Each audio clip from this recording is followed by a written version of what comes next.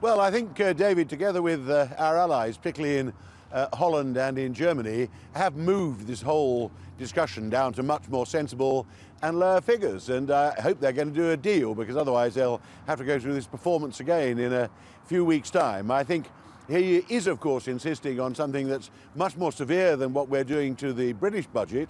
A cut over 7 years is quite new as an experience for the Europeans he's discussing it with, but there are other countries in Europe making much bigger and faster cuts in public spending than we are, so it's sensible. There should be a real look at the European budget, and I hope they're going to come out with a defensible deal. Though compromise is inevitable, because you've got 27 prime ministers who've got to go back home and explain how the compromise and the deal was arrived at.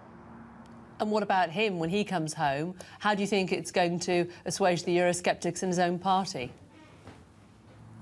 Hardline Eurosceptics will denounce it. He could come back saying we're paying tuppence, and they will say it's tuppence too much, and they will try to portray anything he achieves as a complete and utter disaster.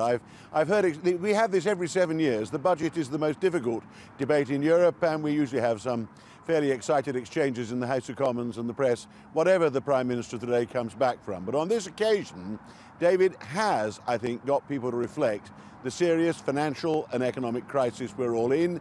You obviously need a budget. You need transfer payments to the smaller countries, the poorer countries, if you're going to have a single market, which we need. Some of the spending is on things which are quite important to economic development. You have to spend it across borders, but it's got to be a lot less. And the administration in Brussels has got to take cuts, just as the civil service in London has had to take cuts. I think the whole basis of the debate has been shifted in large part by David just not taking a deal too early, but I hope he can put it off today.